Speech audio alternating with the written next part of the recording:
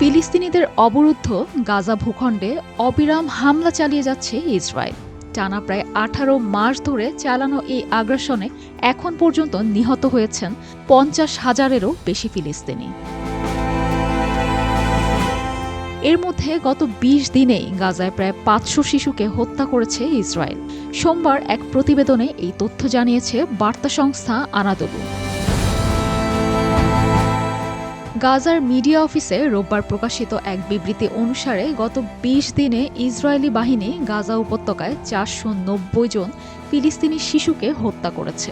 বেসামরিক নাগরিকদের বিরুদ্ধে চলমান গণহত্যার অংশ হিসেবে শিশুদের উপর চালানো এই হত্যাকাণ্ডের নিন্দা জানিয়েছে মিডিয়া অফিস। এক বিবৃতিতে মিডিয়া অফিসটি শিশুদের বিরুদ্ধে হত্যাযজ্ঞকে আধুনিক সময়ের মানবতা বিরোধী সবচেয়ে ভয়াবহ অপরাধগুলোর মধ্যে একটি হিসেবে বর্ণনা করেছে। মিডিয়া অফিস বলেছে, গাজায় ইসরায়েলি বিমান হামলার প্রধান লক্ষ্যবস্তু ছিল শিশুরা। গত 20 দিনে ইসরায়েলে শিশুদের উপর এক মর্মান্তিক গণহত্যা চালিয়েছে। ধারাবাহিক বর্বর হামলায় 490 জন শিশু নিহত হয়েছে। এতে এই সময়ের মধ্যে মোট শহীদের সংখ্যা 1350 জনে দাঁড়িয়েছে। গত সপ্তাহে নেতানিয়াহু গাজায় আক্রমণ আরও বাড়ানোর ঘোষণা দেন।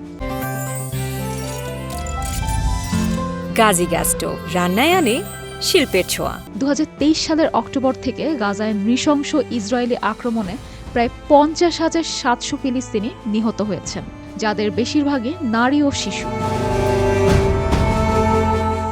এর আগে গত বছরের নভেম্বরে আন্তর্জাতিক অপরাধ আদালত গাজায় যুদ্ধাপরাধ হিসেবে মানবতা বিরোধী অপরাধের জন্য ইসরায়েলি প্রধানমন্ত্রী বেঞ্জামিন নেতানিয়াহু এবং তার সাবেক প্রতিরক্ষা মন্ত্রীর বিরুদ্ধে গ্রেফতারি পরোয়ানা জারি করে।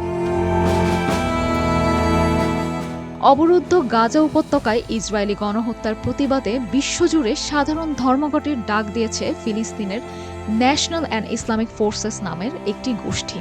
সোমবার পুরো ফিলিস্তিনের পাশাপাশি বিশ্বজুড়ে এই ধর্মঘট পালনের আহ্বান জানিয়েছে গোষ্ঠীটি। রোববার এক বিবৃতিতে গোষ্ঠীটি বলেছে, ন্যাশনাল অ্যান্ড ইসলামিক ফোর্সেস বিশ্বজুড়ে ধর্মঘট সফল করতে সবার প্রতি আহ্বান জানায়। একই সঙ্গে প্রতিরোধের কণ্ঠস্বর জোরালো এবং ইসরায়েলি বাহিনীর সংগঠিত ভয়াবহ গণহত্যা ও অপরাধকে তুলে ধরার প্রয়োজনীয়তার উপর জোর দিয়েছে গোষ্ঠীটি।